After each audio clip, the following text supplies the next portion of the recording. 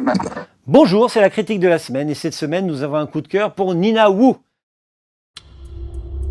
你来台北几年了8年，8年。你还没演过真正的电影对吧 Parce que c'est l'une des pépites de Cannes. Le film ne se livre pas immédiatement à celui qui le découvre, mais c'est le prix de sa richesse, de ses multiples lignes directrices. Nina Wu se mérite, c'est le prix de son charme insidieux, qui se répand peu à peu pour devenir addictif. Parce que c'est un magnifique portrait de femme, celui d'une actrice qui, après avoir tout lâché pour se donner à sa passion, après avoir galéré pendant des années, se retrouve avec une proposition qu'elle ne peut pas refuser. Mais elle y laisse sinon son âme, du moins une part d'elle-même, réveillant au passage des douleurs anciennes. Parce que c'est l'œuvre d'un cinéaste trop discret, mais dont le parcours est atypique et l'œuvre passionnante. Un cinéaste taïwanais aux racines birmanes qui alterne documentaire et fiction pour sonder sans relâche l'âme humaine avec une égale cruauté qui n'exclut pourtant pas une certaine bienveillance. 虽然剧本里面写全裸，我们可不可以去问问看导演，他会怎么拍这场戏？当然可以啊，你的感受是最重要的。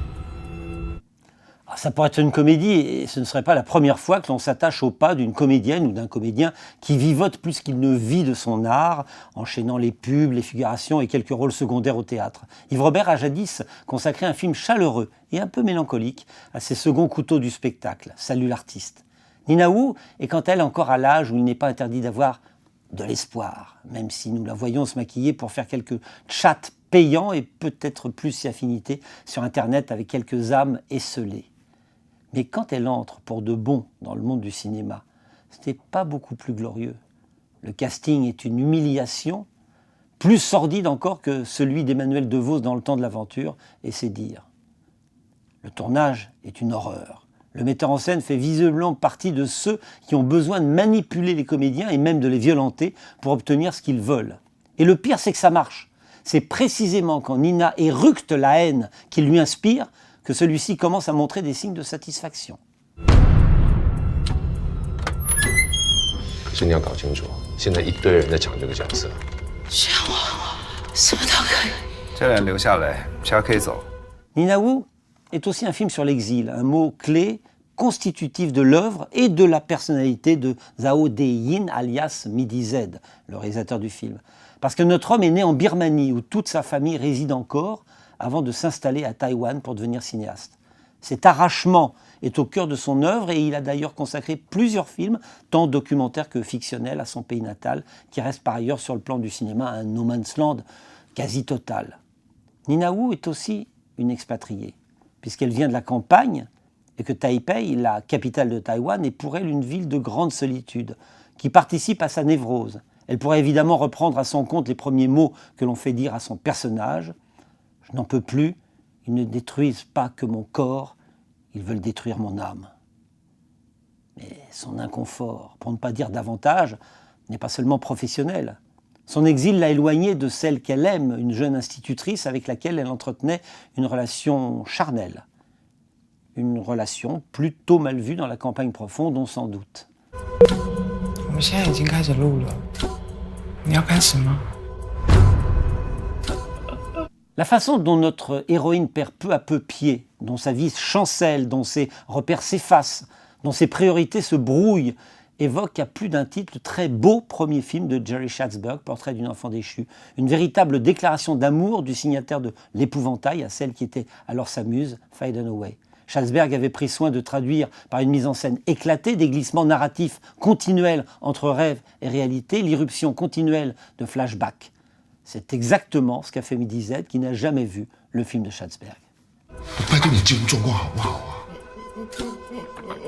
你是条狗。为什么女主角是你呀？你这个贱人！ Nina Wu n'est pas le moins du monde un film réaliste. Pour reprendre l'expression de Polanski au sujet du personnage interprété par Catherine Deneuve dans Répulsion, on a envie de parler d'un paysage mental. Le film en profite pour jouer avec les couleurs, laissant au rouge le soin de représenter l'imaginaire. L'onirisme s'insinue, les repères temporels se brouillent, et il nous faut parfois un peu de recul pour savoir où nous nous situons. L'épisode de la mort du chien est à cet égard impressionnant. Mais La plus belle scène reste sans doute à cet égard celle où Nina se rend dans un centre de soins esthétiques et se rend compte qu'elle se retrouve sous la menace d'une esthéticienne qui n'est autre qu'une comédienne déchue qu'elle a coiffée sur le fil lors d'un casting, celle-ci n'ayant qu'une seule idée en tête, la vengeance.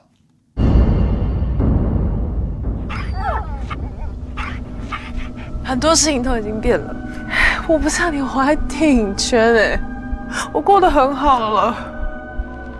Les dernières scènes sont à cet égard parmi les plus dérangeantes, et notamment celle où l'on voit un producteur traiter un groupe de comédiennes comme du bétail, avant de choisir certaines d'entre elles pour satisfaire ses pulsions libidinales. Le film est évidemment un écho à l'affaire Weinstein, dont il grossit sans doute les traits, mais allez savoir. 让戏有5个层次：神志不清、绝望、心碎、觉醒、放手到自由。 Si Nina Wu laisse sans doute un goût amer quant aux mœurs du monde du cinéma qui se targue d'avoir des raisons que la raison ignore, il n'en pose pas moins quelques questions plus universelles sur cet art, sur sa capacité à faire rêver, à ouvrir des fenêtres sur le monde qui seraient sans doute restées fermées si personne n'avait eu l'idée de se saisir d'une caméra.